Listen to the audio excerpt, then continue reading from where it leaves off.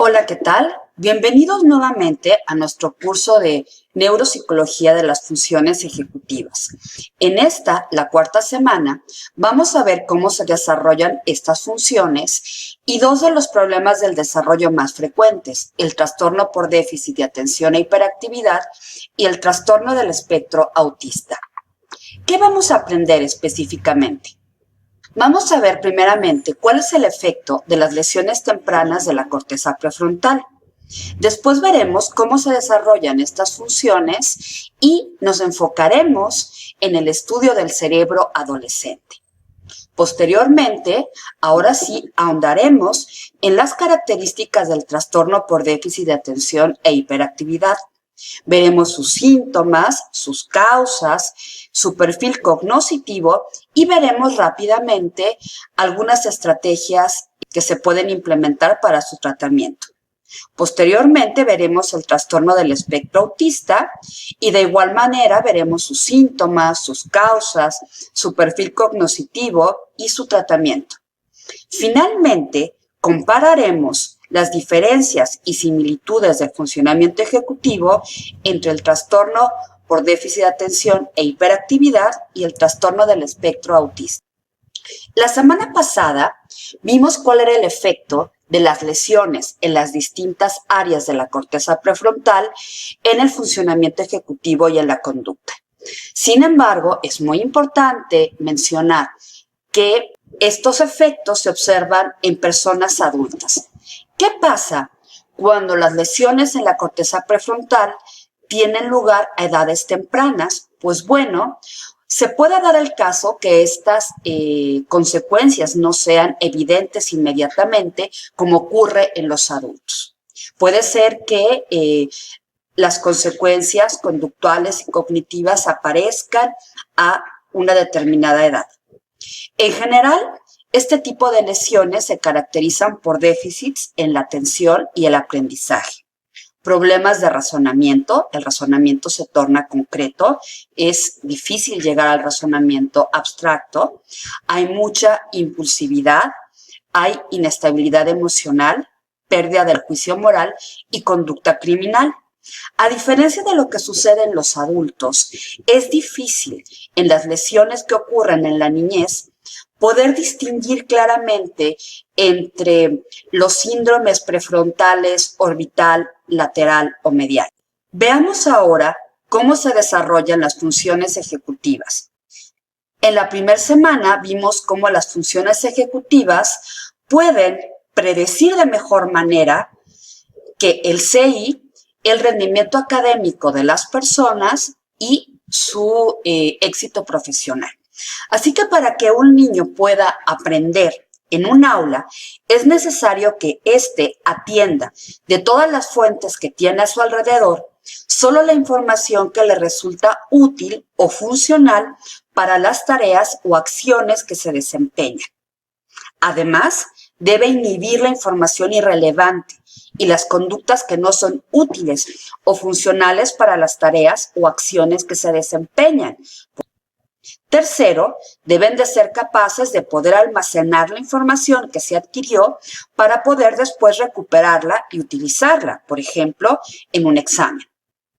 Como podemos entender, estos tres requerimientos del aprendizaje en el aula tienen que ver con las funciones ejecutivas. Veamos ahora cómo es el desarrollo cognoscitivo de un bebé. Entre los 2 y los 6 meses, el repertorio conductual de los bebés se va incrementando exponencialmente. Los sentidos van mejorando, las capacidades perceptuales y motoras. A los 7 meses podemos encontrar lo que es el origen de la memoria de trabajo. Piaget descubrió algo a lo que le llamó la constancia del objeto. Él se dio cuenta que a esta edad los bebés podían seguir pensando en un objeto aunque no estuviera presente. Veamos el ejemplo en esta imagen. Aquí tenemos un bebé aproximadamente de esta edad, 7, 8 meses, y se le muestra un juguete. El juguete se esconde debajo de uno de estos paños y se distrae al bebé. Después de un retraso, que puede ser de 1 o más segundos, le da la oportunidad al bebé de que recobre el juguete y el bebé recuerda dónde está. Esto nos indica que los bebés pueden retener en su mente la imagen del objeto. La memoria de trabajo va mejorando a lo largo del desarrollo. Cada vez es capaz de mantener más elementos y el retraso entre que se presenta un objeto y se pide su recuperación se va pudiendo hacer más grande. También se puede observar cómo la habilidad para elegir los estímulos relevantes para una tarea y evitar la distracción por estímulos irrelevantes va mejorando con la edad en los niños. Ok, entonces platiquemos de la atención. ¿Cómo va evolucionando a lo largo del desarrollo? Bueno, lo primero que vamos a ver un cambio radical es en el estado de alerta. Los bebés cuando nacen pasan el 80% del tiempo dormidos. Entre los 8 y los 10 meses, los bebés solamente van a dormir el 50% del tiempo. ¿Qué implica esto? Que va a aumentar su estado de alerta. Entre los 2 y los 3 meses, los bebés van a poder atender cada vez con mayor facilidad a elementos que se encuentran en el espacio y a la forma y color de los objetos. Como ya vimos, entre los 6 y los 7 meses, son capaces de prestar atención a un objeto particular y saber que ese objeto existe, aunque desaparezca de su campo visual. Progresivamente, la atención voluntaria, también conocida, como ya les dije, como atención selectiva, se va a hacer cada vez más y más potente y va a poderse mantener por periodos mayores de tiempo. En este estudio se evaluaron 476 estudiantes mexicanos entre 5 y 16 años. A estos chicos se les presentaron 4 tareas. Una tarea donde había que encontrar el dibujo de una estrella, entre otros elementos. Había una duración determinada para realizar la tarea. Otro en el cual tenía que encontrarse una letra. Se les presentó esta tarea de la cual ya he hablado las semanas anteriores de dígitos en progresión y de dígitos en regresión. Veamos los cambios espectaculares que se dan a lo largo de la edad. Cómo la cantidad de dibujos cancelados va incrementándose paulativamente de los 5 a los 12 años. Veamos que a partir de los 12 ya no va a haber diferencias significativas. Veamos qué pasa con la cancelación de letras, algo parecido. El número de letras encontradas va a incrementar progresivamente hasta los 13 años y después no hay cambios. Lo mismo sucede en la capacidad para retener dígitos en orden progresivo y en orden regresivo. Como ya mencionamos, para que un niño pueda aprender en el aula, necesita no solamente poder mantener la atención, sino inhibir los estímulos irrelevantes.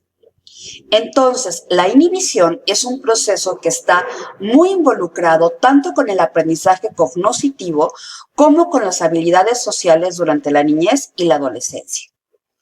Particularmente, la inhibición está alterada en el trastorno por déficit de atención e hiperactividad, en el trastorno obsesivo-compulsivo y el síndrome de Tourette. Podemos observar a lo largo del desarrollo que la habilidad para inhibir respuestas madura gradualmente de la niñez a la adolescencia. Y si comparamos la inhibición con otros procesos cognitivos, vamos a ver que su maduración es más tardía, ya que depende de la maduración de la corteza prefrontal. Bueno, pues regresando a nuestro tema de desarrollo de las funciones ejecutivas, vamos a platicar ahora del desarrollo de la planeación. Este es un dominio cognitivo que está bien desarrollado a partir de los 6 años. Los niños en la edad escolar pueden hacer planes bastante complejos. Probablemente ustedes hayan visto una película que se llama Mi pobre angelito, en la cual un niño de 8 años elabora una serie de planes complejos para evitar que unos ladrones se metan a su casa, ¿no? En mi experiencia, mi hijo a los 8 y 9 años hacía unos planes bastante complejos y divertidos para celebrar mi cumpleaños. Finalmente, a los 12 años, las funciones ejecutivas van a estar bastante maduras. Los niños, por ejemplo, pueden inhibir la interferencia interna, realizar tareas de flexibilidad mental, también como los adultos, por ejemplo, en pruebas como el Wisconsin Card Sorting Test. También pueden desempeñarse también como los adultos en pruebas de planeación y ordenamiento temporal como las Torres de Londres y pueden hacer hipótesis y probarlas. De hecho, a los 12 años se entra en una etapa que se conoce como las operaciones formales. Si ustedes acuerdan, si estudiaron psicología o educación, probablemente conocen el trabajo de Jean Piaget. Jean Piaget elaboró una teoría en la cual decía que los niños pasan por 4 estadios en el desarrollo del pensamiento. La primera de ellas es la etapa sensoriomotora y es la etapa en la cual los bebés aprenden todo a través de sus sentidos y de su acción sobre los objetos. El logro más grande en esta etapa, como ya vimos, es el principio de conservación del objeto que tiene que ver con la memoria de trabajo. El siguiente es el periodo preoperacional. Aquí los niños ya utilizan símbolos y conceptos, pero lo hacen de manera intuitiva. Aparecen ideas mágicas sobre las relaciones entre causa y efecto, lo que se conoce como animismo, y aparece el juego simbólico. Los niños de 7 a 11 años, justamente en la etapa de la primaria, pasan por la etapa de las operaciones concretas, en donde son capaces ya de resolver problemas de seriación, conservación y clasificación, siempre que tengan delante los objetos. Piaget pensaba que a esta edad el pensamiento de los niños seguía siendo concreto. Pero al llegar a los 12 años, los adolescentes ya son capaces de pensar en forma abstracta a partir de proposiciones verbales, como las que se observan en el álgebra, expresando todas las posibilidades lógicas. A diferencia de los niños en etapas anteriores del desarrollo, no se encuentran atados por el aquí y el ahora. Entonces, a los 12 años, llegamos al estadio de las operaciones formales y como podemos ver en esta fotografía, Jean Piaget estaría feliz.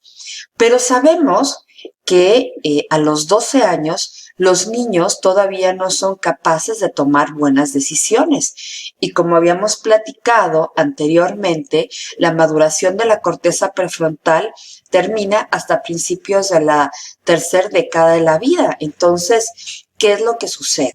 Pues bueno, llega la pubertad. Para conocer cuáles son los efectos de la pubertad en el cerebro y cuáles son las peculiaridades del cerebro adolescente, los invito a ver un video que se llama Insights into the Teen Brain de Adriana Galván, en donde ustedes van a poder ver cómo es que los adolescentes toman decisiones. Aquí les paso la liga del video, se los recomiendo mucho. Es muy divertido e ilustrativo. Veamos ahora cuáles son las características del cerebro adolescente. Como ya habíamos comentado en la semana 2, la corteza prefrontal tarda mucho en madurar. Sabemos que a los 12 años aproximadamente se produce esta poda neuronal y sináptica. También sabemos que las conexiones de la corteza prefrontal con el resto de las áreas corticales y subcorticales se van a mielinizar y esta mielinización va a terminar hasta pasados los 20 años. Para hacer el cuadro más complejo, vamos a pensar que las áreas que tienen que ver con el procesamiento de las emociones y la recompensa ya están maduras en esta edad. La amígdala es una estructura que es parte del sistema límbico que participa en el procesamiento de las emociones, como ya lo habíamos visto. Por su parte, el núcleo accumbens es un área de los ganglios basales que participa en la recompensa. Particularmente la amígdala está llena de receptores a las hormonas sexuales. Esto hace que los adolescentes tengan una mayor respuesta a los estímulos emocionales. Esto lo podemos ver en algunas pruebas de funciones ejecutivas frías. Los adolescentes pueden desempeñarse casi tan bien como los adultos, pero cuando a estas tareas le añadimos estímulos emocionales, entonces el desempeño puede fluctuar considerablemente. Entonces, esto nos lleva a pensar que los adolescentes son más vulnerables a las emociones y al contexto social. Existe un estudio en el cual se invitó a adolescentes a realizar una tarea en la cual tenían que simular que estaban manejando un automóvil. Los adolescentes lo hacían bastante bien y manejaban prudentemente cuando estaban solos, pero cuando se les decía que estaban siendo observados por los amigos de su edad, ellos se volvían mucho más intrépidos, manejaban a mayor velocidad, chocaban con más frecuencia y violaban las normas de tránsito. También se ha visto que los adolescentes son mucho más sensibles a la recompensa. Como van a poder ustedes observar en el video que les recomendé, si se les da un incentivo económico, los adolescentes van a tener una mayor actividad de las áreas del circuito recompensante que los adultos y que los niños. Todas estas características llevan a los adolescentes a tomar mayores riesgos que los adultos y los niños. Vamos a platicar ahora del trastorno por déficit de atención e hiperactividad, el cual es un trastorno del desarrollo que se caracteriza por problemas importantes en el funcionamiento ejecutivo. El trastorno por déficit de atención es un desorden de inicio en la infancia caracterizado por la presencia de un patrón persistente de desatención, hiperactividad e impulsividad, el cual es más frecuente y grave que el observado en personas con similar nivel de desarrollo. Los problemas deben aparecer antes de los 12 años e interfieren con la actividad académica, social, familiar o laboral de las personas. En el TDA vamos a encontrar dos tipos principales de síntomas, aquellos que tienen que ver con inatención y aquellos que tienen que ver con hiperactividad e impulsividad. Veamos cómo ha clasificado estos síntomas el DSM-5. En cuanto a la inatención, tenemos que los pacientes no prestan atención suficiente a los detalles o incurren en errores por descuido. Tienen dificultades para mantener la atención por lapsos prolongados, parecen no escuchar cuando se les habla, no siguen instrucciones y no finalizan las tareas, tienen dificultad para organizar las actividades y de hecho su recámara o sus casas pueden ser un desorden, evitan o les disgusta dedicarse a tareas que requieren un esfuerzo mental sostenido, en especial aquellas tareas que no les gustan, extravían objetos y se distraen fácilmente por estímulos irrelevantes. En cuanto a la hiperactividad e impulsividad, vemos que mueven en exceso las manos o los pies, abandonan su asiento en situaciones en que no es propio hacerlo, por ejemplo, cuando están en la escuela, corren o saltan excesivamente en condiciones que también son inadecuadas, tienen dificultades para jugar o dedicarse tranquilamente a actividades de ocio, están en marcha como si tuvieran un motor en el interior, hablan en exceso, precipitan sus respuestas antes de haber sido completadas las preguntas, tienen dificultad para esperar su turno y suelen interrumpir o inmiscuirse en las actividades o pláticas de otras personas. Hay una característica bien importante en el TDA. Los niños pueden mantener la atención en aquellas actividades que les resultan interesantes o estimulantes. Por ejemplo, los videojuegos. Los niños pueden permanecer horas y horas frente a una consola de videojuegos, pero no pueden mantener la atención en tareas que les resultan aburridas, como las actividades escolares. De acuerdo a su sintomatología, se pueden encontrar 3 tipos de TDA. El predominantemente inatento, en el cual, como su nombre lo dice, van a predominar los síntomas de inatención. El predominantemente hiperactivo, en el cual van a predominar los síntomas de hiperactividad e impulsividad, y el tipo combinado, en donde vamos a encontrar una gravedad semejante en los síntomas de inatención e hiperactividad.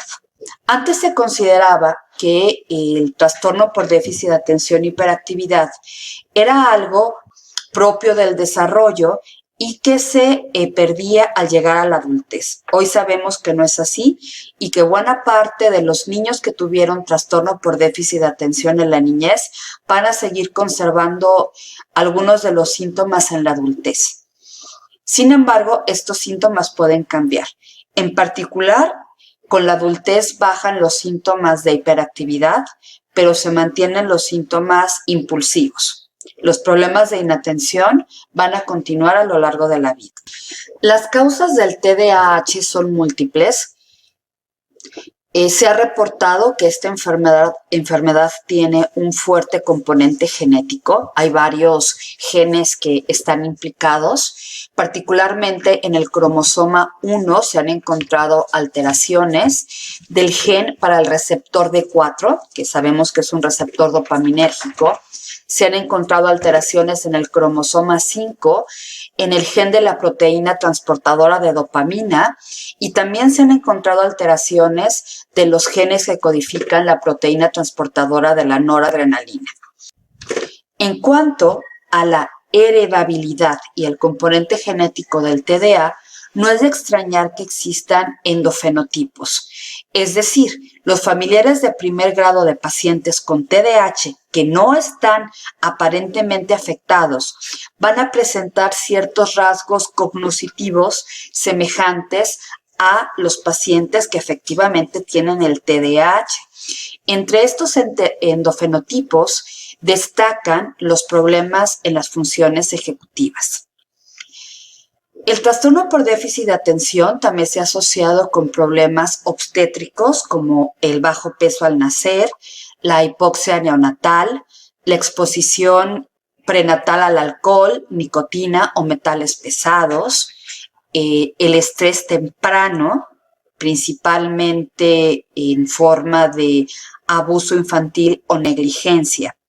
Se ha encontrado que los pacientes pueden tener alteraciones neurobiológicas importantes en los sistemas dopaminérgicos. De hecho, se ha encontrado una menor secreción de dopamina y un síndrome llamado deficitario de la recompensa. En este síndrome, los pacientes van a necesitar recompensas más grandes, más intensas para sentir placer.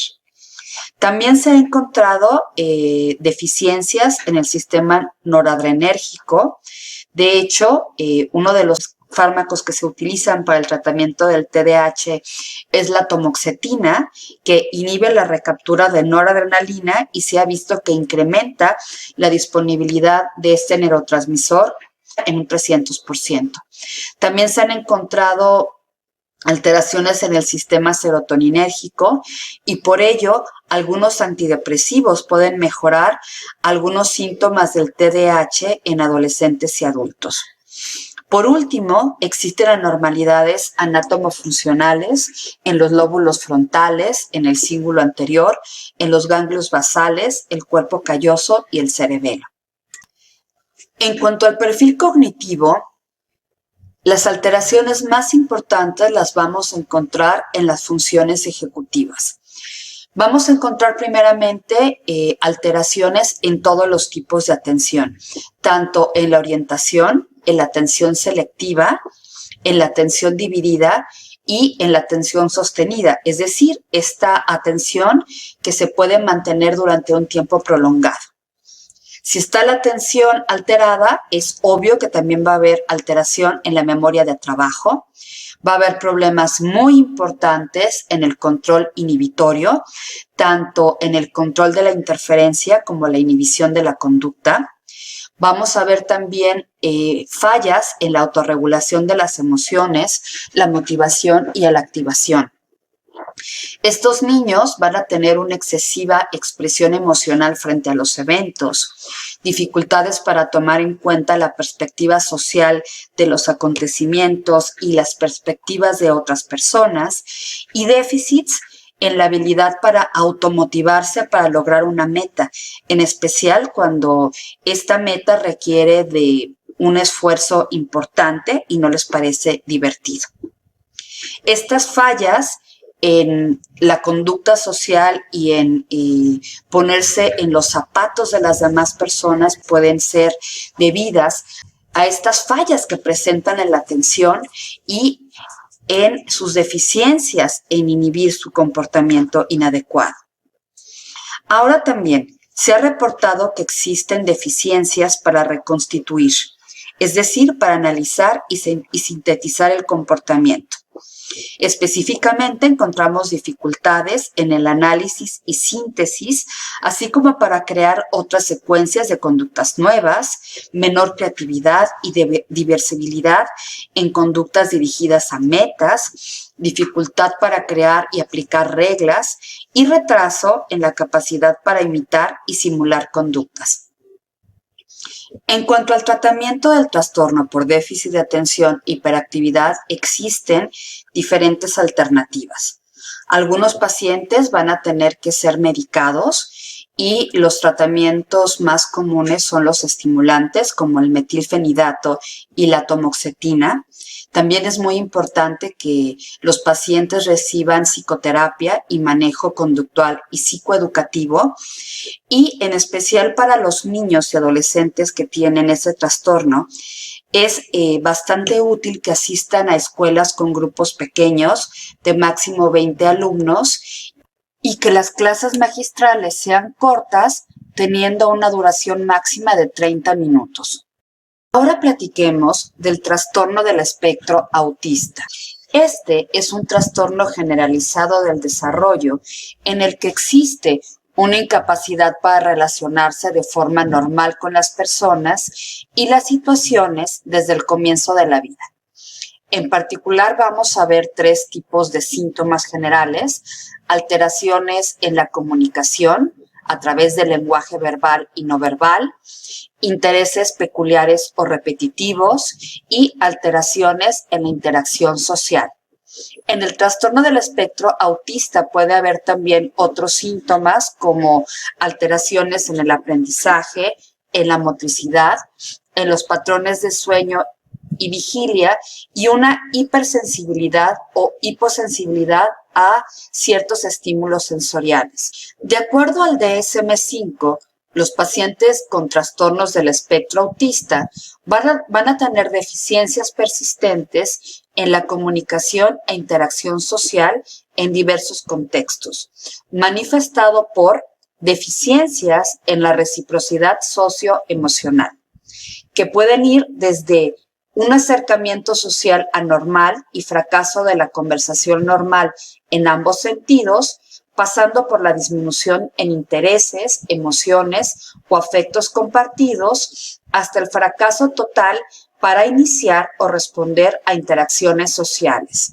También hay deficiencias en las conductas comunicativas no verbales, utilizadas en la interacción social, que varían desde una comunicación verbal y no verbal poco integrada, pasando por anomalías del contacto visual y del lenguaje corporal o deficiencias de la comprensión y el uso de gestos, hasta una falta total de expresión facial y de comunicación no verbal.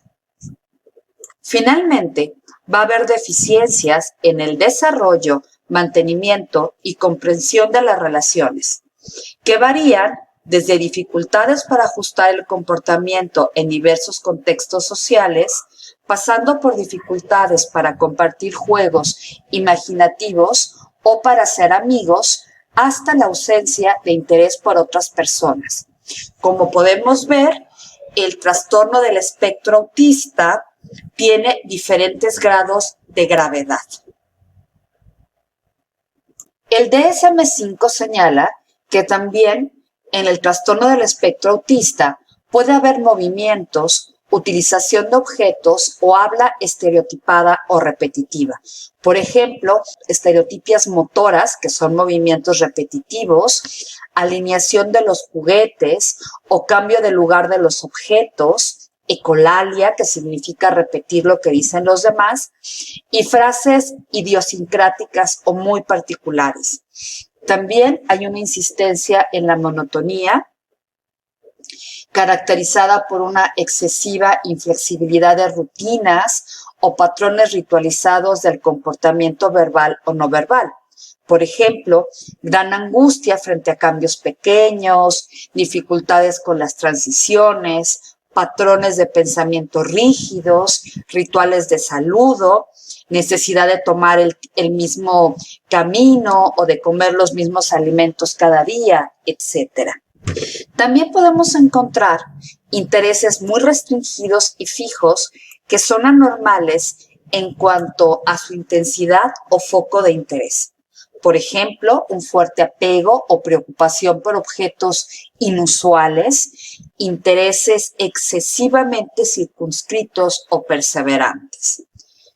Por ejemplo, yo tuve hace años un paciente que coleccionaba carritos de juguete y tenía cientos. Y además de los juguetes, compraba revistas sobre automóviles y sabía acerca de todos los tipos, modelos, tipos de motores, etcétera, que pueden tener estos vehículos. También puede haber una hiper o hiporreactividad a los estímulos sensoriales o interés inhabitual por aspectos sensoriales del entorno. Puede haber indiferencia aparente al dolor o la temperatura. Estas personas pueden estar muy abrigadas cuando hace calor o al revés, ser intolerantes al calor y buscar siempre el frío. Pueden ser indiferentes al dolor. Pueden tener una respuesta adversa a ciertos sonidos o texturas específicas. Puede haber un olfateo o palpación excesiva de objetos y fascinación visual por luces o el movimiento.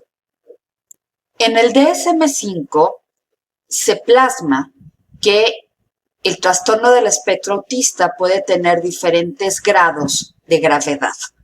El más grave, también conocido como grado 3, va a requerir de mucha ayuda. Aquí vamos a tener deficiencias graves en la comunicación verbal y no verbal. Los individuos solo van a responder a aproximaciones muy directas, van a emitir muy pocas palabras. También va a haber una inflexibilidad extrema del comportamiento que interviene con el funcionamiento en todos los ámbitos. Va a haber una ansiedad intensa y dificultad para cambiar el foco de atención. El grado 2 o de gravedad moderada requiere de una ayuda notable. Hay deficiencias importantes en la comunicación verbal y no verbal, problemas sociales incluso con ayuda, emisión de frases sencillas y la comunicación no verbal puede ser muy excéntrica, muy fuera de lo común. Hay inflexibilidad del comportamiento que aparece con frecuencia, ansiedad y dificultad para cambiar el foco de atención. Finalmente, el grado 1 tiene síntomas más leves. Aquí los pacientes van a necesitar ayuda, especialmente durante la infancia, la niñez y la adolescencia. Puede haber una inserción académica y laboral adecuadas al medio social cuando son adultos. Aquí vamos a tener dificultad para iniciar interacciones sociales, pero se puede hablar frases completas, aunque va a haber también dificultad para ser amigos. Va a seguir existiendo una inflexibilidad del comportamiento que interfiere con el funcionamiento en uno o más contextos, por ejemplo, la casa y la escuela. Y también va a haber una dificultad para alternar actividades, organizar o planificar, aunque por supuesto no son tan graves como en los grados 2 y 3. En el grado 1 puede no haber afectación cognitiva e incluso se puede tener un coeficiente intelectual superior. Estos pacientes son conocidos como autistas de alto rendimiento o con síndrome de Asperger. Si quieren ver un ejemplo buenísimo de cuáles pueden ser los síntomas de estas personas, pueden echarle un vistazo a la serie de Big Bang Theory, donde hay un personaje que se llama Sheldon, que es muy inteligente, es un físico reconocido con un alto coeficiente intelectual, pero que tiene una notable dificultad para hacer amigos, para relacionarse socialmente y para iniciar o mantener una relación de pareja. A diferencia del trastorno por déficit de atención, en el trastorno del espectro autista no se conocen de manera precisa cuáles son las causas, aunque se cree que también puede haber aspectos genéticos. Se han propuesto que puede haber entre 15 a 20 alteraciones genéticas y que puede haber una relación de los síntomas con el síndrome de X frágil. En cuanto a las alteraciones neurológicas, se ha visto también que hay una relación importante con la epilepsia. Hay alteraciones anátomo-funcionales en el cerebelo, en la ínsula, en el cíngulo posterior y en el tálamo. Estudios de imagen han mostrado una hipoactivación de la corteza prefrontal y la corteza temporal medial e hiperactivación de las áreas sensoriales posteriores, deficiencias en serotonina y una disfunción del sistema de neuronas espejo. El sistema de neuronas espejo es un sistema que se ha encontrado principalmente en monos y que se relaciona con movimientos y responde de forma específica a los movimientos e intenciones de movimiento de otros sujetos. Se ha propuesto que este sistema se encuentra en la base de los procesos de imitación y en la realización de formas de aprendizaje por imitación. Se piensa también que participa en la adquisición del lenguaje, en la expresión emocional, en la comprensión de lo que sucede a los demás y en empatía. Diversos autores han propuesto que este sistema de neuronas espejo puede estar muy afectado en las personas con trastorno del espectro autista. Por último, se han encontrado diferencias con respecto a la forma en cómo se conectan las diferentes regiones del cerebro. Se ha encontrado en particular que hay una hiperconectividad entre las regiones corticales. Se ha visto que algunos aspectos medioambientales pueden estar implicados en la presentación de los trastornos del espectro autista, como agentes infecciosos, como el herpes genital y la fiebre, la exposición a pesticidas, drogas y fármacos antiepilépticos durante el embarazo y también ciertas complicaciones obstétricas. En cuanto al perfil cognitivo de los pacientes, podemos ver que el 75% de ellos tiene discapacidad cognitiva. En el WISC puede haber frecuentemente una discrepancia entre el CI manipulativo y el CI verbal. Generalmente el primero es mayor que el segundo. La memoria puede tener algunas peculiaridades. Muchos pacientes pueden contar con una muy buena capacidad de memoria, incluso ser extraordinaria, pero no pueden establecer una relación entre el contexto o la estructura de la historia y el tipo de información que va a ser recordada. Por ende, no usan claves para la recuperación de la información. Asimismo, tienen dificultad para desenganchar su atención de un estímulo y conectarse con otro. También muestran una mayor atención a los objetos que a las personas. Un área en donde se encuentran grandes problemas es en el lenguaje. Hay una gran variabilidad en los déficits lingüísticos que presentan estos pacientes. La comprensión del lenguaje suele estar más afectada que la expresión del mismo. Gran parte de los niños presentan déficits en la comunicación social y un lenguaje muy limitado. Hay dificultad para lograr el dominio de la morfología gramatical, por ejemplo, el uso de los tiempos verbales y la pragmática, que es la habilidad para adecuar el lenguaje a las características del contexto social. Por último, puede haber una entonación del lenguaje muy inusual, caracterizada por un tono discursivo plano y monótono, zigzagueante, nasal o chillón, que puede ir acompañado de la ausencia de afectividad, un pobre control del volumen y unos patrones de acentuación particular en algunas frases o palabras. En cuanto a la percepción, hay una ausencia de visión del conjunto. Las personas con autismo pueden atender a pequeños fragmentos o a detalles insignificantes del medio ambiente y perder esta visión global de la realidad. En cuanto a la sensación, van a presentar una hipo o hipersensibilidad ante ciertos estímulos auditivos, visuales, táctiles y olfativos. Por ejemplo, pudiera haber una hipersensibilidad a sonidos de bajísima intensidad e insensibilidad al dolor. También puede haber distorsiones asociadas a la propiocepción y estimulación kinestésica, como las sensaciones de sinestesia. Por ejemplo, un sonido que provoca una sensación de color o un olor. Hay dificultades en el procesamiento simultáneo de información de más de una modalidad y en la identificación de la modalidad sensorial. En cuanto a la motricidad, del 37 al 95% de los casos presentan estereotipias repetitivas, que pueden incluir posturas iniciales, conductas autolesivas, o sea, lesionarse a sí mismos, manierismos, aleteo de brazos o la realización de balanceos y giros corporales.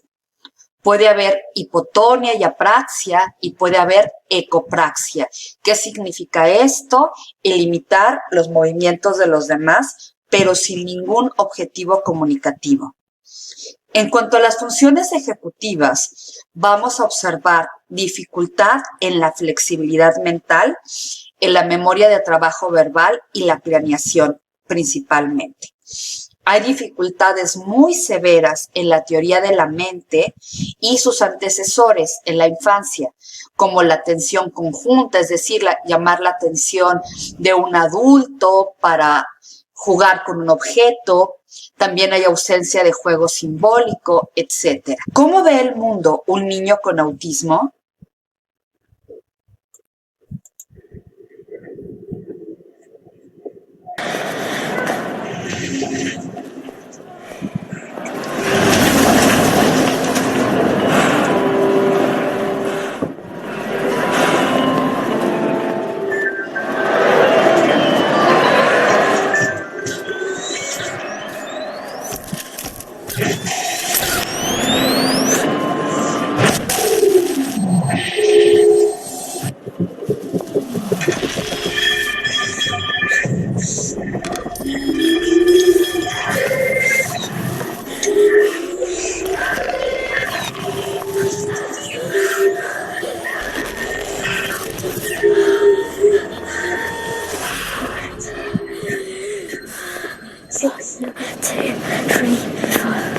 Six, seven, eight, nine.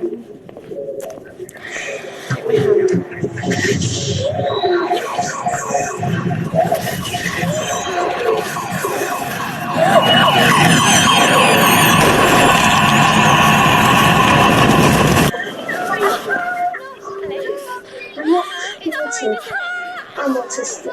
I'm not And I just get too much I'm information. autistic. And I just get too much information. Al no conocer cuáles son las causas del autismo, el tratamiento del mismo es solamente sintomático. A nivel farmacológico se pueden administrar antidepresivos para tratar los casos en los cuales hay mucha ansiedad. Se pueden dar estimulantes para tratar de controlar la hiperactividad y cuando hay problemas graves del comportamiento se pueden administrar antipsicóticos. La terapia debe de estar enfocada al comportamiento y la comunicación. Se puede dar también terapia familiar con el objetivo de que los padres y los hermanos de los niños con autismo sepan cómo ayudarlo, aceptarlo y ayudarlo a integrarse a su medio ambiente. Y también se puede dar terapia ocupacional.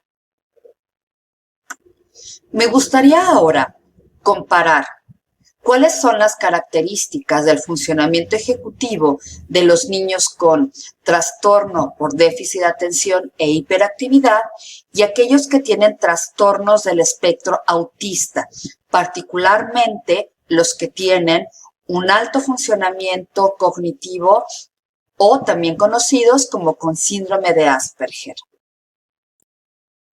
En los niños con trastorno con déficit de atención, lo que va a estar más alterado es el control inhibitorio y la atención. En cambio, en los niños con los trastornos del espectro autista van a tener problemas en la flexibilidad y la planeación. Ambos grupos de niños van a tener problemas en la teoría de la mente y en la capacidad para adaptarse a la sociedad. Mientras que los niños con trastorno del espectro autista van a tener estos problemas desde muy temprana edad, los niños con trastornos por déficit de atención lo van a mostrar de manera más tardía. Los problemas sociales de estos niños pudieran deberse, por una parte, a los déficits que muestran en el control inhibitorio que los hace ser impulsivos e imprudentes en el ámbito social, y también a problemas en el establecimiento de relaciones sociales. Es muy importante tener en cuenta estas diferencias porque nos pueden ayudar a hacer un diagnóstico oportuno y a distinguir a pacientes que tengan estos dos trastornos. Es importante también entender que muchos niños que tienen trastorno del espectro autista pueden presentar también conductas hiperactivas. Por ello, los dos trastornos pueden confundirse. Para finalizar la semana 4, les voy a indicar en qué consiste la tarea. Les voy a presentar nuevamente casos que ustedes van a tener que analizar. Muchas gracias por su atención. Recuerden, esta es nuestra última semana. Les pido por favor que me hagan preguntas para saber hacia dónde voy a dirigir el video de la semana de repaso. Nos vemos pronto.